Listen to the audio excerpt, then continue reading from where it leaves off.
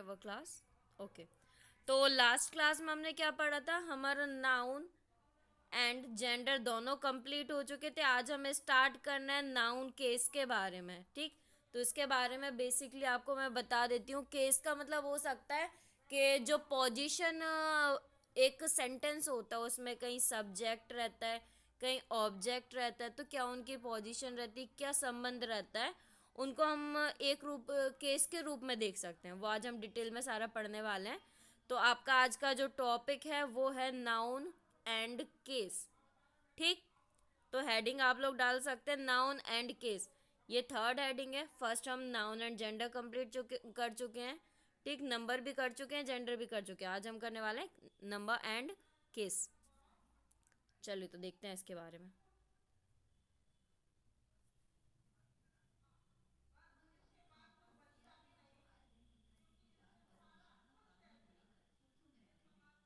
सभी को screen show हो रही है ना? Yes ma'am. ओके, चलिए माइक प्लीज ऑफ कर लें जिसका भी ऑन हो।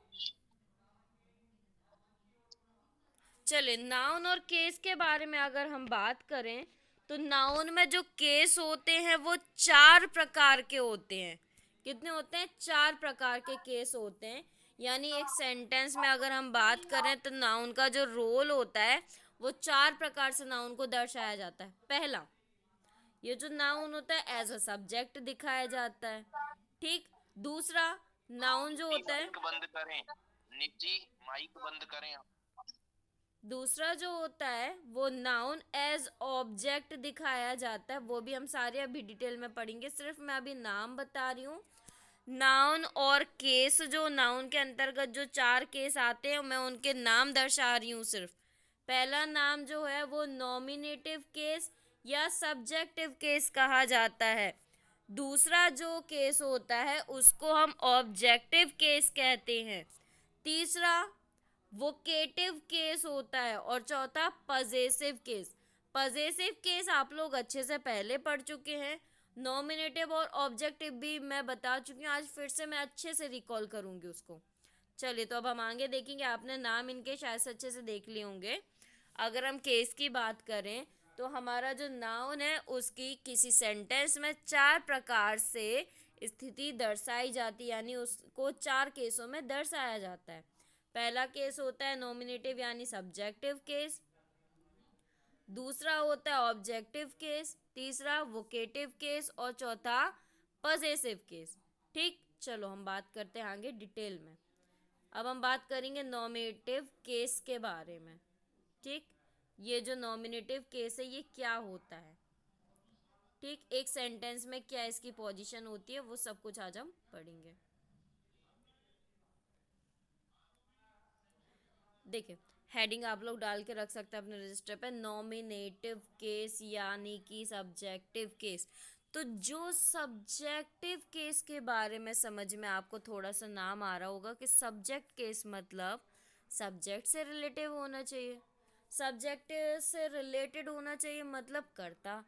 अब एक्चुअली में ये जो केस वर्ड है उसका मतलब होते हैं, केस का जो मतलब होता है आपने हिंदी में पढ़ा होगा, कि आपने जो कारक वगैरह का नाम सुना होगा, हिंदी में शायद से पढ़े भी हों। ठीक, तो जो कर्ता कारक होता है, ठीक, उसके बारे में आज हम पढ़ने वाले हैं। कर्ता कारक हिंदी में हम कर्ता कारक बोलते हैं और इंग्लिश में इसे हम नॉमिनेटिव या सब्जेक्टिव केस बोलते हैं। ठीक, कर्ता क्रिया, ठीक, उनके बारे में ही आज हम बात कर रहे हैं। तो सबसे पहला होता है आपका कर्ता कारक यानी कि नॉमिनेटिव केस।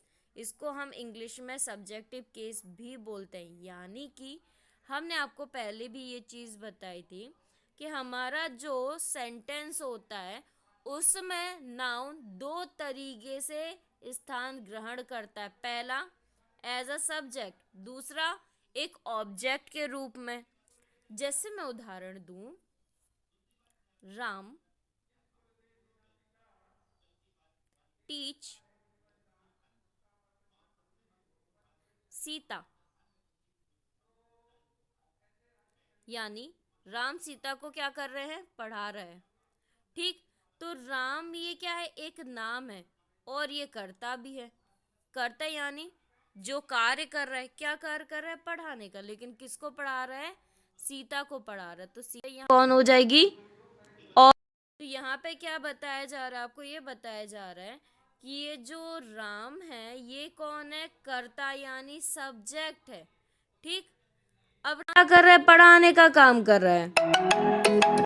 चले, बार बार कॉल्स के चक्कर में परेशान हो रही हूँ। चलिए, तो देखें क्या बोला जा रहा है यहाँ पे। एक चीज आपको स्पष्ट की जा रही है कि ये जो आपको सेंटेंस में राम नाम दिख रहा है, तो राम का मतलब कौन है, कर्ता। राम के अकॉर्डिंग काम किया जा रहा है, राम क्या कर रहा है, पढ़ाने का काम कर रहा है। लेकिन इसमें ऑब्जेक्ट कौन है, सीता, यानी किसको पढ़ाया जा रहा है, सीता को। तो आप देख सकते हो ये दोनों के दोनों ही कौन है, ये दोनों के दोनों ही एक नाउन है। राम भी एज अ नाउन काम कर रहा है, ठीक, और सीता भी एज अ नाउन काम कर रही है। तो हम बोल सकते हैं ये जो राम है ये सेंटेंस में सब्जेक्टिव केस है, और जो सीता है वो कौन हो जाएगी, ऑब्जेक्टिव केस हो जाएगी। ठीक, तो हम बोल सकते हैं हमारा सेंटेंस में जो कर्ता होता है वो कौन होता है, सब्जेक्टिव केस होता है। ठीक, और जो ऑब्जेक्ट में किसी का नाम दिया जाता है या किसी वस्तु का नाम दिया जाता है वो ऑब्जेक्टिव केस होता है। जैसे यहाँ पे कुछ सेंटेंस आपको लिखा हुआ है, राम गोज देयर। ठीक, तो हम बोल सकते हैं किसके बारे में बात हो रही, राम के बारे में बात हो रही है। राम वहां जा रहा है, तो कौन जा रहा है, राम जा रहा है। तो यह सब्जेक्ट कौन हो गया, राम।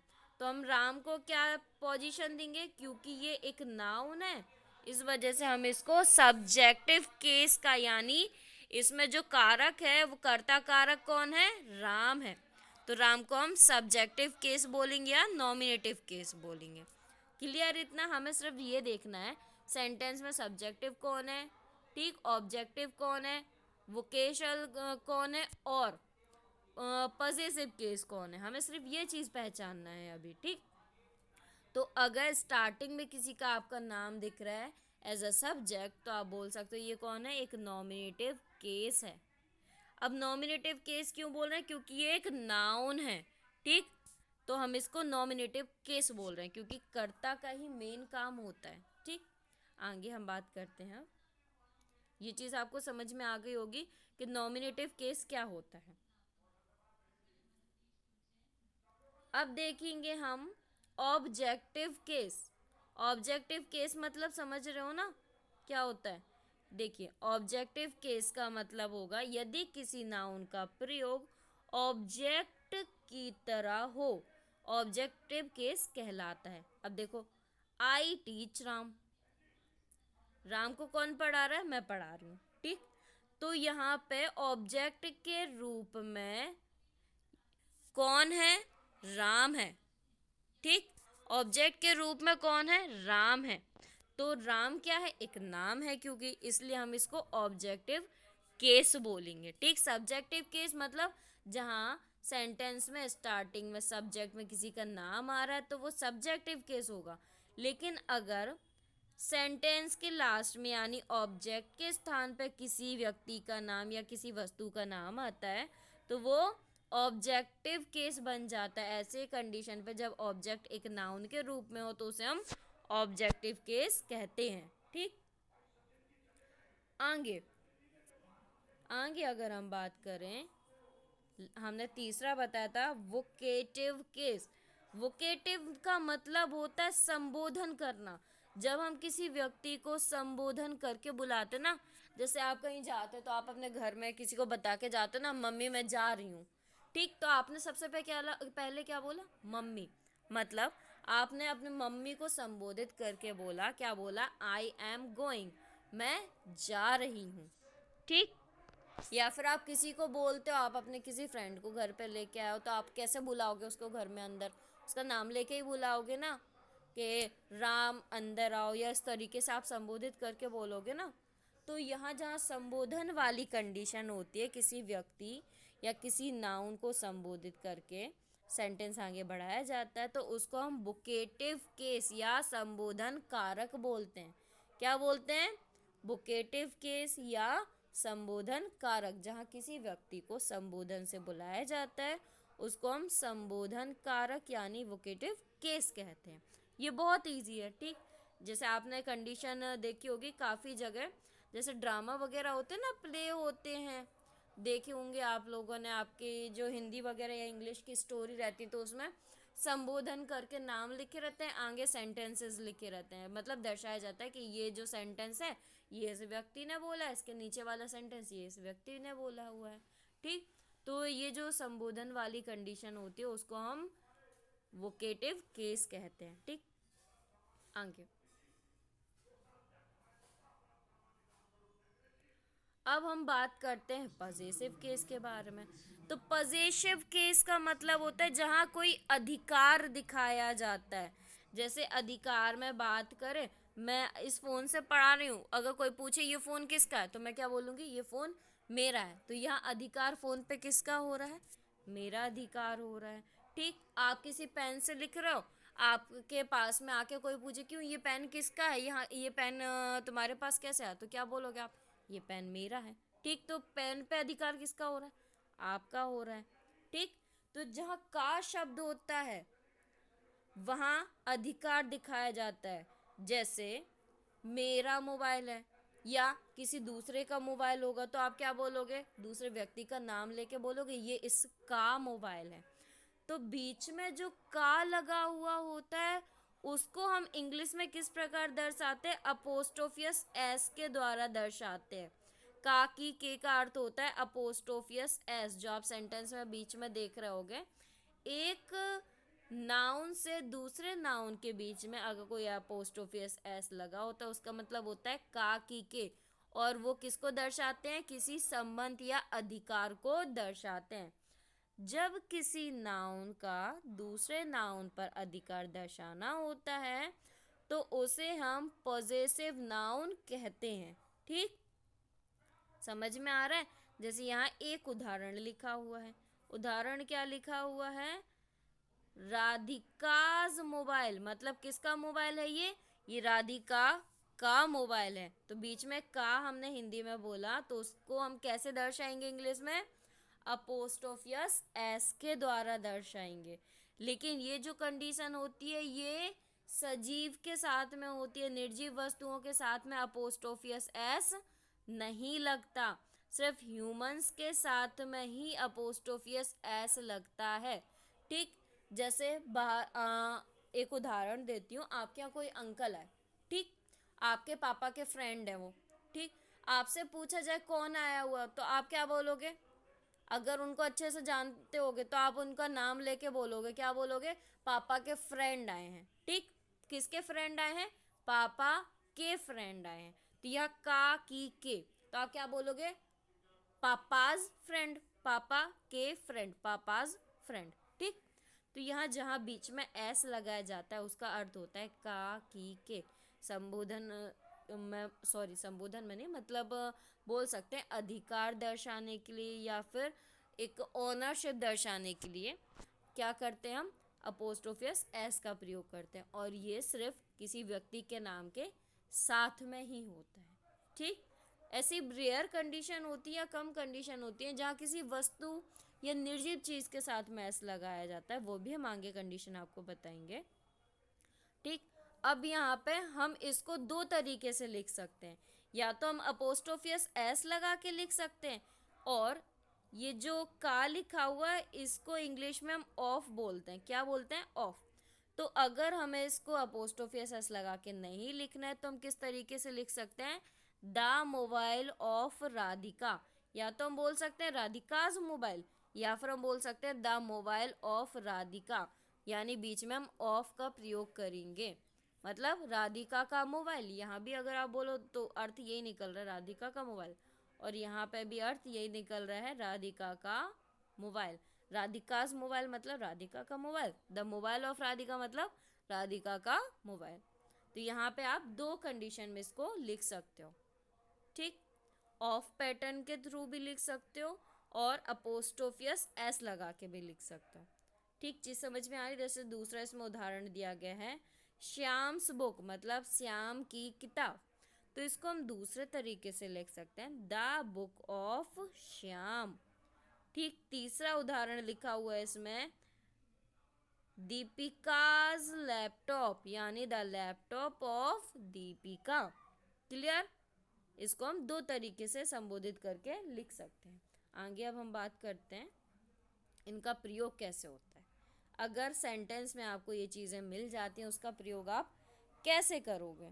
ठीक, तो यहाँ आप देख रहे हो एक सेंटेंस लिखा हुआ है, दिस इज, ये क्या है, एक कॉमन एरर वाला सेंटेंस है। यहाँ लिखा हुआ है this is, option A, Deepika bag. यहाँ जो गड़बड़ी थी मैंने उसको करेक्शन करके यहाँ लिख दिया, Deepika bag, option B. Option C क्या है, नॉट माइन। फोर्थ ऑप्शन क्या है, नो एरर। तो यहाँ पे जो गड़बड़ थी वो क्या थी, यहाँ पे दीपिका के साथ में अपोस्ट्रोफियस एस नहीं लगा था। इसको करेक्ट करने के लिए मैंने क्या कर दिया, यहाँ पे अपोस्ट्रोफियस एस लगा दिया, मतलब दीपिका का बैग। ठीक, दूसरा सेंटेंस है, when ever I visit Rahul house. तो यहाँ पे देखो राहुल हाउस लिखा हुआ है, राहुल हाउस मतलब राहुल घर। तो ये सेंटेंस सही लग रहा है, नहीं लग रहा है, तो हमने यहाँ क्या लगा दिया, अपोस्ट्रोफियस एस लगा दिया, जिससे हमें समझ में आया यहाँ पे हमें क्या बोलना था, राहुल का घर। अपोस्ट्रोफियस एस लगा तो ऑटोमेटिकली का लग गया वहाँ पे, राहुल का घर। जब भी मैं राहुल के घर जाती हूँ, हिज मदर ऑलवेज शोल्ड मी, ठीक, स्कॉल्ड मी, और फिर क्या है, नो एरर। तो यहाँ पे हमें गड़बड़ क्या समझ में आई, राहुल के घर में गड़बड़ आई, मतलब यहाँ लगाना था राहुल का घर, लेकिन लिखा हुआ था राहुल घर। तीसरा सेंटेंस है, Pakistan's problems are also as serious as India. तो इंडिया की प्रॉब्लम की तरह है या इंडिया प्रॉब्लम की तरह है, पाकिस्तान की प्रॉब्लम इंडिया की प्रॉब्लम की तरह है ना। यहाँ भी हमने क्या लगा दिया, इंडियाज। पाकिस्तान से प्रॉब्लम यानी पाकिस्तान की समस्याएं, और also as serious as India, मतलब पाकिस्तान की समस्याएं इंडिया की समस्याओं की तरह हैं।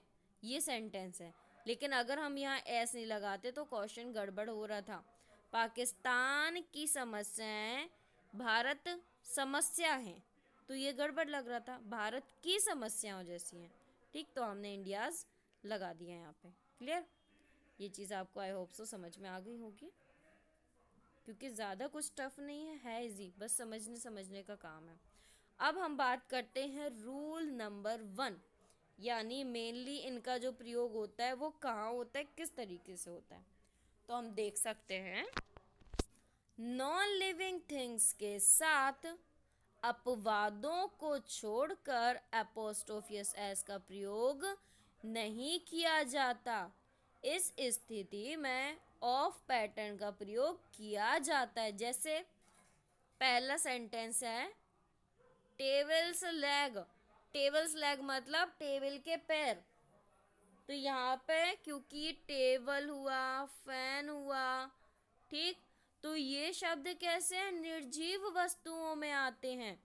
ठीक, तो निर्जीव वस्तुओं के साथ में कभी भी अपोस्ट्रोफियस एस नहीं लगाया जाता, उसके लिए हम ऑफ पैटर्न का प्रयोग करते हैं। जैसे the leg of table, fans blade, पंखे की जो ब्लेडें होती हैं उनके बारे में बात हो रही है, तो हम इसको कैसे लिख सकते हैं, द ब्लेड ऑफ फैन। तीसरा क्या लिखा, वेल्स वाटर, कुएं का पानी, द वाटर ऑफ वेल। ठीक, इसके बाद फोर्थ है, मोबाइल चार्जर, यानी मोबाइल का चार्जर। ये भी क्या है, निर्जीव वस्तु है, तो इसको हम कैसे लिख सकते हैं, द चार्जर ऑफ मोबाइल। अब समझ में आया, अगर सजीव वस्तु हैं तो उनके साथ में हम अपोस्ट्रोफियस एस का प्रयोग करेंगे, लेकिन अगर निर्जीव वस्तु है तो उनके साथ में ऑफ पैटर्न का प्रयोग करेंगे। बस इतनी सी चीज़ थी आपको समझने के लिए। ठीक, आगे देखते हैं।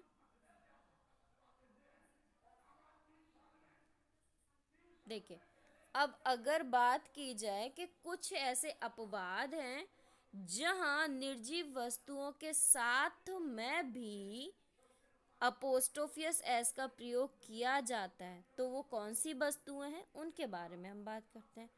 तो निम्न अपवाद में नॉन लिविंग थिंग्स के साथ भी अपोस्ट्रोफियस एस का प्रयोग किया जाता है। कौन कौन सी?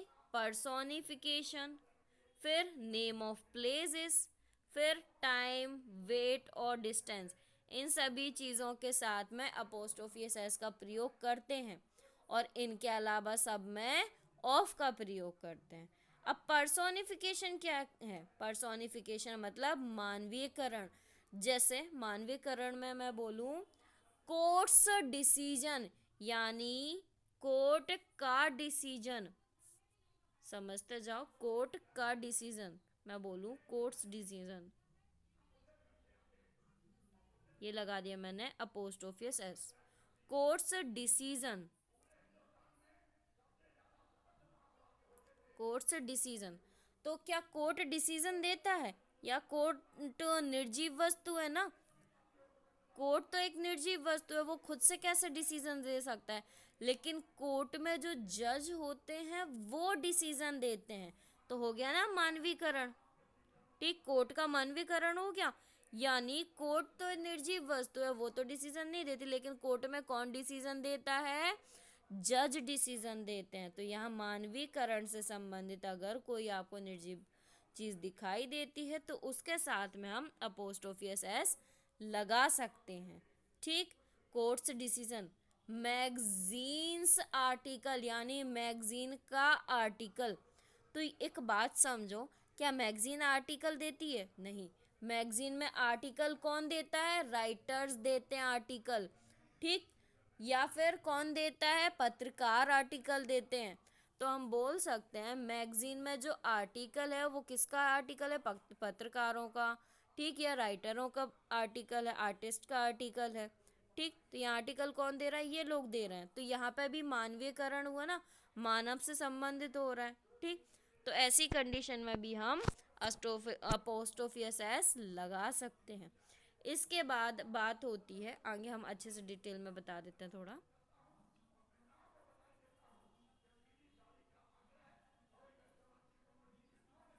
देखो पर्सोनिफिकेशन ये लिखा हुआ है, इसको थोड़ा अच्छे से हम डिटेल में बता रहे हैं। पर्सोनिफिकेशन का मतलब जब नॉन लिविंग थिंग का मानवीकरण किया जाए, अपोस्ट्रोफियस एस का प्रयोग किया जाता है। जैसे उदाहरण वही लिखा हुआ है, क्या है उदाहरण? कोर्ट्स डिसीजन, यानी कोर्ट का निर्णय। तो क्या कोर्ट निर्णय देती है? नहीं देती। कोर्ट में बैठे हुए जज निर्णय देते हैं। तो यहाँ मानवीकरण हो रहा है। ठीक, दूसरा मैगजीन्स पॉलिटिकल व्यू। तो मैगजीन में जो पॉलिटिकल व्यू दिए गए हैं उनके बारे में बात हो रही है। तो मैगजीन में जो पॉलिटिकल व्यू दिए गए हैं वो किसने दिए? मैगजीन ने दिए। मैगजीन तो निर्जीव वस्तु है, वो कैसे दे सकते हैं? मैगजीन में ये आर्टिकल कौन देते हैं? राइटर्स देते हैं। तो यहाँ राइटर से संबंधित मानवीकरण हो रहा है। ठीक, इसके बाद तीसरा है आरबीआई पॉलिसी, यानी आरबीआई की जो पॉलिसीज हैं उनके बारे में बात हो रही। तो आरबीआई क्या है? एक स्टेट है। आरबीआई क्या है? एक स्टेट है। तो हम बोल सकते हैं ये जो आरबीआई क्या है, एक मतलब बोल सकते हैं गवर्नर की तरह है, गवर्नमेंट की तरह है। ठीक, तो उसकी पॉलिसियों के बारे में बात हो रही है। आरबीआई क्या है? आरबीआई तो एक ब्रांच है। ठीक, मतलब बोल सकता है कि बैंकों की सबसे बड़ी ब्रांच है। बैंकों का बैंक इसको बोला जाता है, आरबीआई को। तो ये तो निर्जीव चीज़ हो रही है, लेकिन इसमें जो सबसे बड़ी जो कंडीशन है वो क्या है? गवर्नर। आरबीआई का जो गवर्नर होगा ना वो ये पॉलिसीज बनाता है। रूल्स और पॉलिसीज को कौन बनाता है? आरबीआई का गवर्नर बनाता है। ठीक, तो यहाँ मानवीकरण हुआ। एट ड्यूटीज कॉल, मतलब ड्यूटी, मतलब बोल सकते हैं एट ड्यूटीज कॉल का मतलब होता है ड्यूटी का समय भी बोल सकते हैं या ड्यूटी का कॉल भी बोल सकते हैं यहाँ पे। ठीक, तो यहाँ पे अगर हम बात करें तो यहाँ पे ड्यूटीज कौन करता है? मानव करते हैं, ह्यूमंस करते हैं। तो यहाँ पे भी क्या हो रहा है? पर्सोनिफिकेशन हो रहा है, यानी मानवीकरण हो रहा है। नेचर्स कॉल, ठीक, यानी नेचर की बात। ड्यूटीज कॉल मतलब ड्यूटी की बात, नेचर्स कॉल मतलब नेचर की बात। तो यहाँ नेचर की बात, नेचर किससे संबंधित है? अगर नेचर के बारे में हम बात कर रहे हैं तो नेचर किससे संबंधित हो रहा है? हम लोगों से ही संबंधित हो रहा है ना, ठीक। तो यहाँ पे मानवीकरण किसके साथ हो रहा है? हम लोगों से हो रहा है, ठीक। ये चीज़ क्लियर हो रही है। तो जहाँ पे भी मानवीकरण से संबंधित अगर कोई बात आ रही है तो वहाँ हम अपोस्ट्रोफियस एस का प्रयोग कर सकते हैं। क्लियर इतना? आगे बात करते हैं। अब हम बात करेंगे name of places. Name of places में क्या आ सकता है? कोई भी जगह का नाम आ सकता है। इंदौर, इंग्लैंड, दिल्ली, बम्बई। हम टीकमगढ़ को भी लिख सकते हैं, ठीक। तो यहाँ अगर टीकमगढ़ के बारे में कोई बात हो रही है, यानी यहाँ लिखा हुआ है इंदौर्स वाटर प्रॉब्लम, मतलब इंदौर की पानी की समस्या। तो इंदौर से शब्द आया ना, यानी इंदौर की समस्या कहाँ की है? इंदौर की समस्या है। अब चाहे वो पानी की हो या किसी भी चीज़ की हो, इंदौर की है ना समस्या, बात इंदौर की हो रही है। तो इंदौर क्या है? एक जगह है, ठीक। इसलिए यहाँ पे इंदौर से लगाया हुआ है। इसके बाद दूसरा सेंटेंस है इंग्लैंड्स हिस्ट्री, यानी इंग्लैंड का इतिहास। कहाँ का इतिहास? इंग्लैंड का इतिहास। तो यहाँ पे क्या बात हो रही है? इंग्लैंड से हिस्ट्री। क्लियर इतना? तो ये आप बोल सकते हैं प्लेसेस में ताजमहल भी आ सकता है, कोई भी प्लेस का नाम आ सकता है। तो उनके साथ में हम अपोस्ट्रोफियस एस लगा सकते हैं, ठीक। इसके आगे हम बात करें टाइम, वेट और डिस्टेंस के बारे में। टाइम मतलब समय, आज, कल, परसों, today, yesterday, tomorrow, next week. ये जहाँ भी समय को दर्शाया जाता है तो उसके साथ में हम अपोस्ट्रोफियस एस लगाते हैं, ठीक। जैसे आज की क्लास, टुडेज क्लास बोलते हैं ना हम कई बार, जैसे हम क्लास डालते हैं, आपकी रिकॉर्डेड क्लास डालते हैं, तो हम क्या लिखते हैं? टुडेज टॉपिक या टुडेज क्लास, इस तरीके से डालते हैं ना। तो मतलब आज के बारे में या समय, किसी भी समय के बारे में बात हो, उसके साथ में अगर संबोधन में काकी के लगे हुए हैं तो हम बोल सकते हैं वहाँ क्या लगा देंगे? हम अपोस्ट्रोफियस एस लगा देंगे, ठीक। दूसरा हुआ वेट। तो वेट के साथ यहाँ भार या वजन के साथ में भी हम क्या लगाते हैं? Apostrophes S. जैसे 1 kg वेट, 1 किलो का वजन, 2 किलो का वजन, 5 किलो का वजन। तो जहाँ वेट के बारे में बात हो रही है वहाँ पे हम क्या लगाएंगे? जैसे 1 डजन्स बनाना, मतलब इनका बनाना का वजन कितना है? 1 दर्जन बनाना के साथ, मतलब बोल सकते हैं अगर हम यहाँ तुलना करें कि जैसे एक टेबल, छोटी सी टेबल रखी हुई है, उस पे आपने कुछ चीज़ रखी और वहीं 1 डजन बनाना रख दिए, ठीक। तो हम आपसे पूछेंगे बताओ इस चीज़ का वजन कितना है, तो आप बोल सकते हो लगभग 1 दर्जन वजाना, मतलब बनाना के समथिंग है। मतलब 1 किलो के बनाना का जितना वजन होता है उतने इस वस्तु का है लगभग, ठीक। यहाँ पे और हम डिस्टेंस में भी देख सकते हैं। अगर हम किसी दूरी के बारे में बात करें कि आपसे पूछे बताओ आपका घर यहाँ से कितनी दूर है, तो आप क्या बोलोगे? लगभग इतने किलोमीटर, यानी 1 kilometres distance, 2 kilometres distance, 5 kilometres distance, ठीक। यानी यहाँ से आपके घर की दूरी कितनी है? लगभग 1 किलोमीटर की दूरी, 5 किलोमीटर की दूरी। तो यहाँ की का के जो वर्ड लगते हैं उनका संबोधन किससे कर रहे हैं? एस से कर रहे हैं। क्लियर? समझ में आ रहा ना? सभी को क्लियर हो रहा है? कोई ऐसा जिसको समझ में ना आ रहा हो? चलो हम एक बार फिर से आपको रिकॉल करा देते हैं स्टार्टिंग से।